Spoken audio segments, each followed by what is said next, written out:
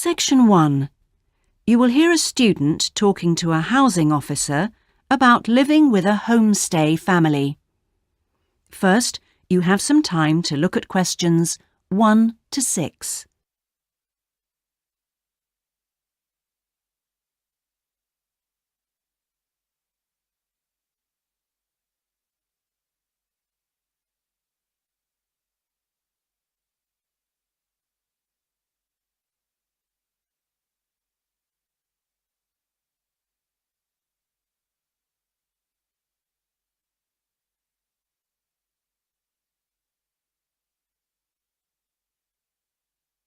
You will see that there is an example that has been done for you.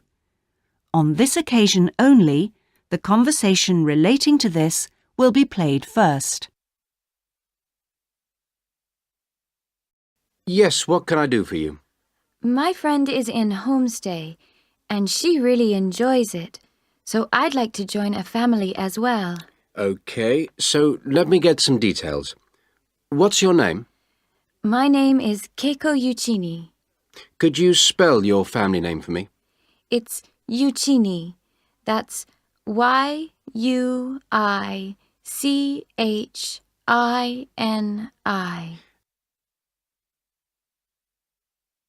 The student's surname is Uichini, so Uichini has been written on the form. Now we shall begin. You should answer the questions as you listen, because you will not hear the recording a second time. Listen carefully and answer questions 1 to 6. Yes, what can I do for you? My friend is in homestay, and she really enjoys it, so I'd like to join a family as well. Okay, so let me get some details. What's your name? My name is Keiko Yuchini. Could you spell your family name for me? It's Yuchini. That's Y-U-I-C-H-I-N-I. And your first name? It's Keiko. K-E-I-K-O. That's Keiko Yuchini. Okay, and you're female. And your nationality? I'm Japanese. Right. And could I see your passport, please? Here it is. Okay, your passport number is JO6337. And you're how old? I'm 28 years old. Now, you live at one of the colleges. Which one?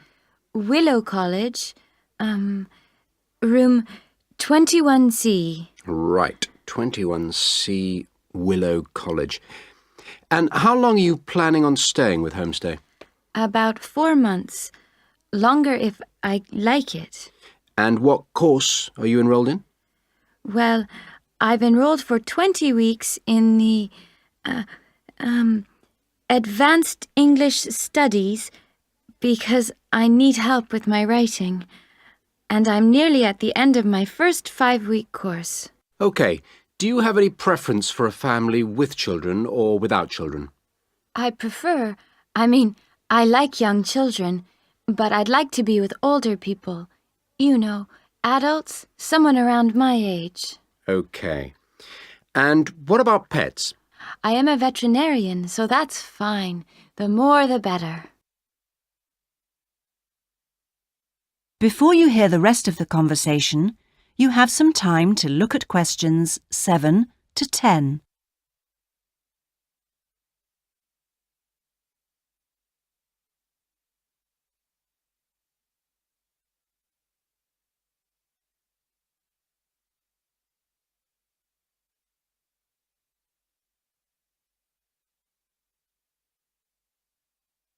Now listen and answer questions 7 to 10.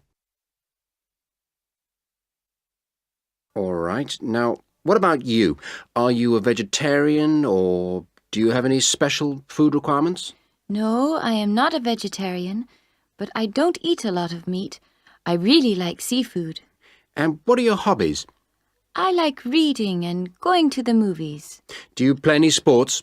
Yes, I joined the handball team, but I didn't like that, so I stopped playing. Now I play tennis on the weekend with my friends. All right.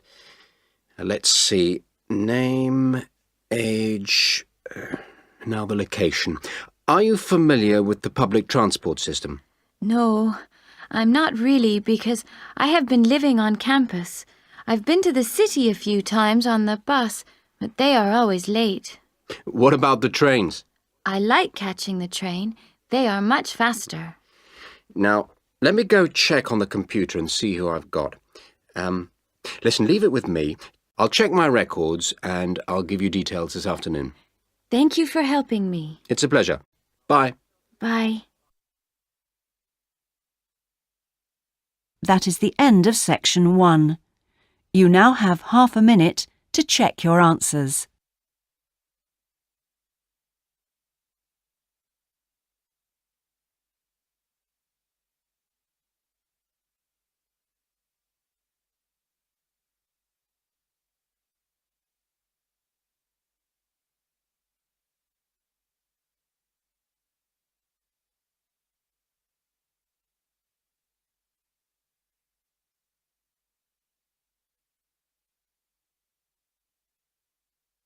Now turn to section 2.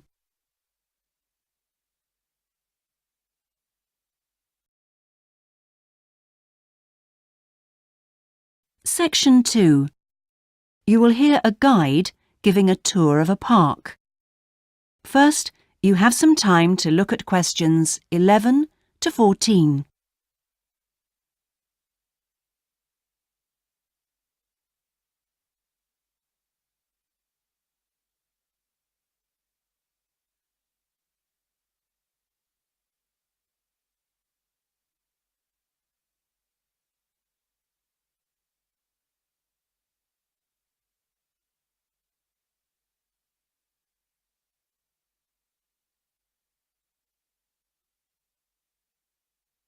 Now listen carefully and answer questions 11 to 14.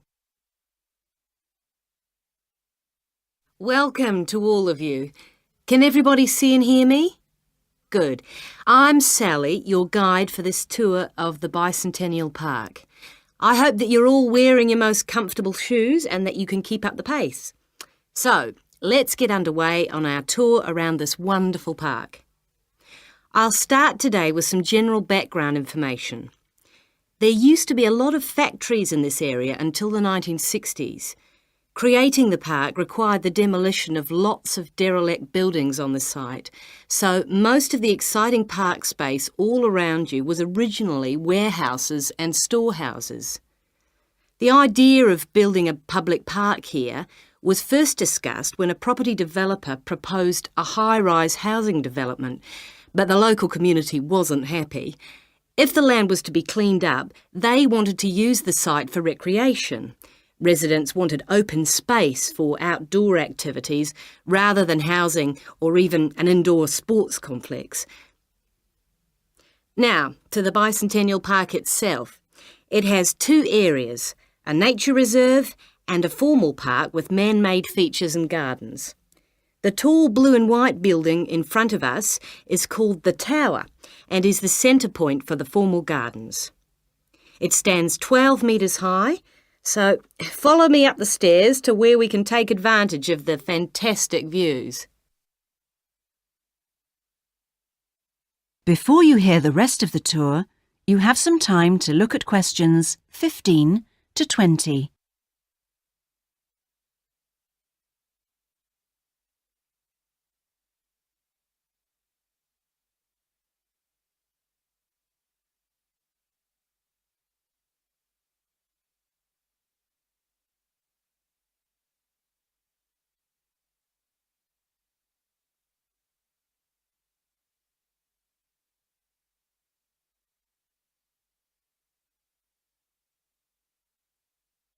Now listen and answer questions 15 to 20. Well, here we are at the top of the tower, and we're going to look at the view from each direction. Out to the east, the large buildings about a kilometre away are on the Olympic site. There's an indoor arena for gymnastics, a stadium for track and field, and a swimming pool for races and synchronised swimming, and also diving. If you look carefully down there, you can see the train lines. The Olympic site has its own station to encourage the use of public transport. There is also a car park, but it only holds a limited number of cars. The formal park has some specially created water features. If you look out here to the south, you can see a circular ornamental pond.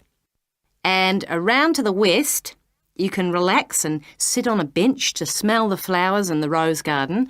And finally, up to the north, if you look in front of you now, there's a lake with a small island in the centre.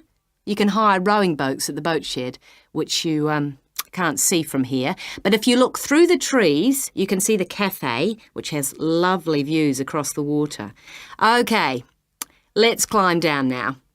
We will go now and have a look at the nature reserve section of the park, which has opened up natural wetland to the public. The mangroves have been made more accessible to visitors by the boardwalk built during the park's upgrade. You'd think that people would come here to look at the unusual plant life of the area, but in fact it's more often used for cycling and is very popular with the local clubs. This is the far end of the park, and over there you can see the frog pond, a natural feature here long before the park was designed. Just next to it we have our outdoor classroom, a favourite spot for school parties. The area is now most often used by primary schools for biology lessons. And finally, let's pass by the Waterbird Refuge. This area is in a sheltered part of the estuary. That's why the park's viewing shelter is a favourite spot for bird watchers who can use it to spy through binoculars. You can watch a variety of water birds, but most visitors expect to see black swans when they come to the shelter. You might spot one yourself right now. Well, here we are back at our starting point, the Visitors Centre. That is the end of section 2. You now have half a minute to check your answers.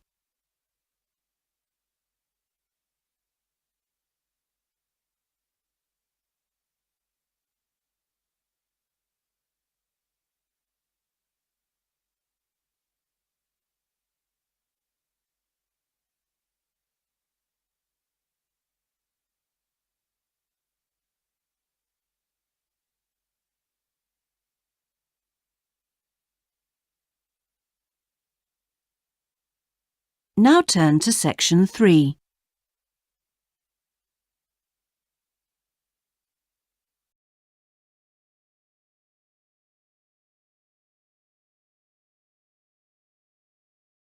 Section 3. You will hear two students discussing a geography presentation they're going to give. First, you have some time to look at questions 21 to 26.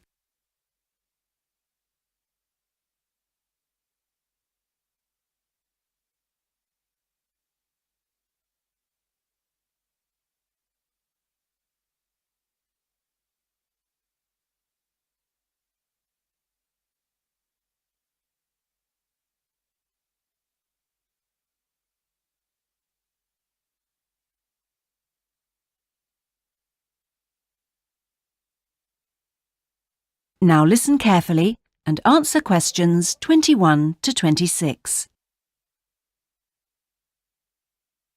Remind me, Trevor, how long is the presentation? Dr. White said 3 per hour. So about 20 minutes. Well, it'll be 15 minutes per presentation. And 5 minutes for questions? And is this one going to be assessed? No, not this time round, because it's the first one, you know. Oh, good news. Well, Trevor, what are we going to include? Well, do you think we ought to give some historical background? Oh, no, definitely not. We won't have time. OK, but I think we ought to say something about the geographical location, because not a lot of people know where the islands are. Yes, OK. I'll take notes, shall I? Yeah, that'd be a help. So, geographical location? Then we ought to give an overview of the whole education system. Shouldn't we say something about the economy?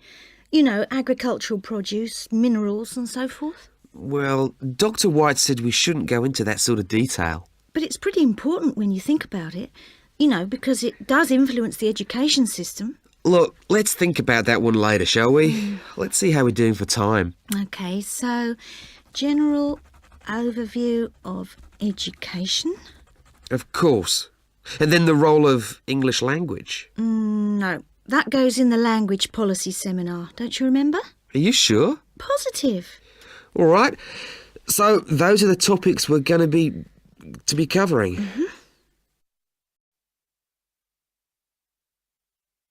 Before you hear the rest of the discussion, you have some time to look at questions 27 to 30.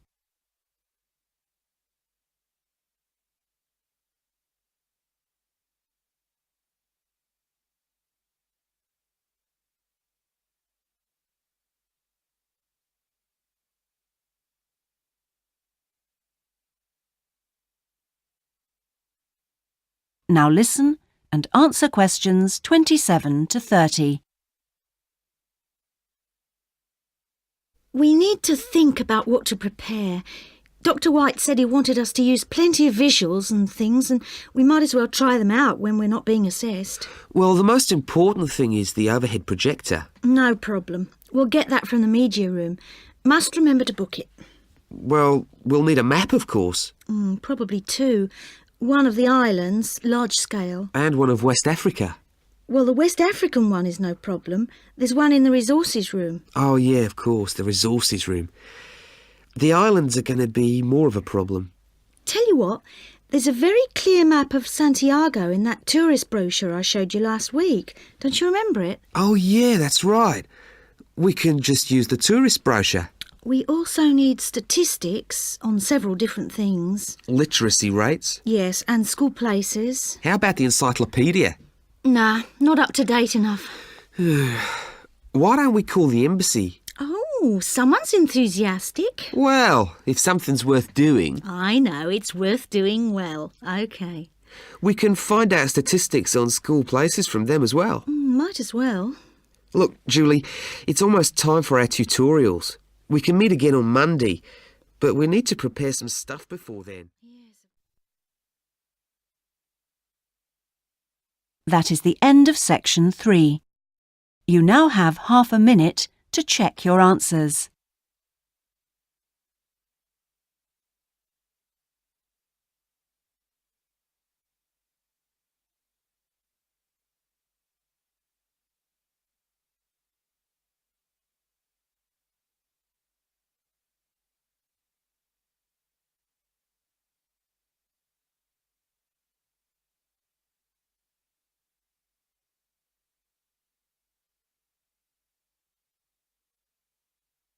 Now turn to section 4.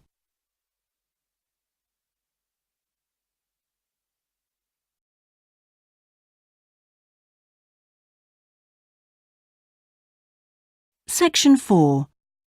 You will hear part of a lecture about a chemical substance called monosodium glutamate. First, you have some time to look at questions 31 to 40.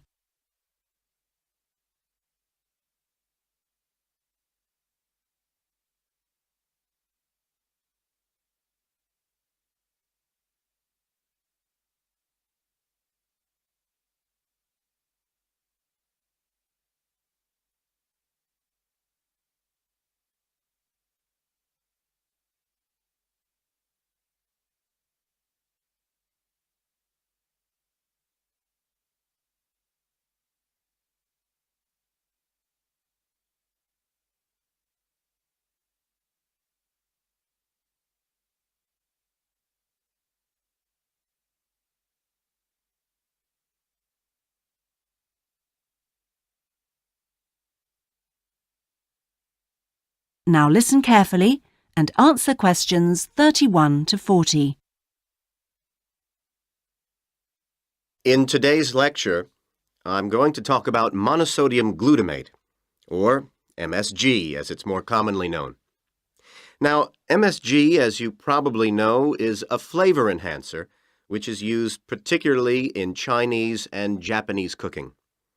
Today, I am going to explore why it is so popular in these cuisines And more importantly, how does it enhance the flavor of food? The main reason why MSG is more commonly used in Japanese meals is tradition. For many thousands of years, the Japanese have incorporated a type of seaweed known as kombu in their cooking, as they discovered it had the ability to make food taste better. But it wasn't until 1908 that the ingredient in kombu, which was responsible for the improvement in flavor, was actually discovered to be glutamate by scientists working there. From 1908 until 1956, glutamate was produced commercially in Japan by a very slow and expensive means of extraction. It was in 1956 that the speed of the process was improved and industrial production increased dramatically and still continues to increase to this day. In fact, hundreds of thousands of tons of MSG are produced all over the world today.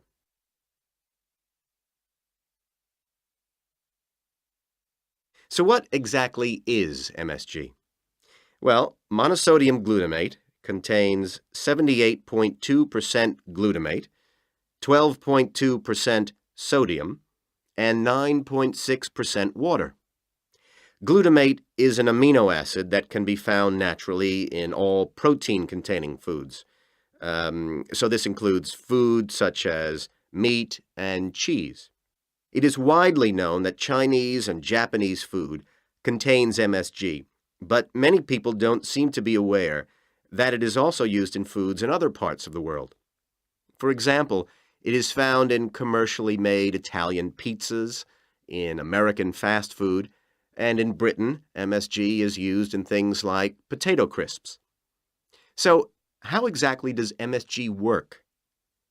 Well, in the Western world, we commonly talk of 4 tastes, and I'm sure you're all familiar with the concepts of sweet, sour, bitter, and salt. Well, in 1908, Kikunae Ikeda identified a 5th taste, and it is thought that MSG intensifies this naturally occurring taste in some food. It does make perfect evolutionary sense that we should have the ability to detect or taste glutamate because it is the amino acid which is most common in natural foods. John Prescott, an associate professor at the University of Chicago, suggests that this 5th taste serves a purpose just as the other tastes do. He suggests that it signals to us the presence of protein in food, in the same way that sweetness indicates that a food contains energy-giving carbohydrates. Bitterness, he says, alerts us to toxins in the food, while sourness warns us of spoilage, and saltiness signals the presence of minerals. So, what else do we know about this 5th taste? That is the end of section 4. You now have half a minute to check your answers.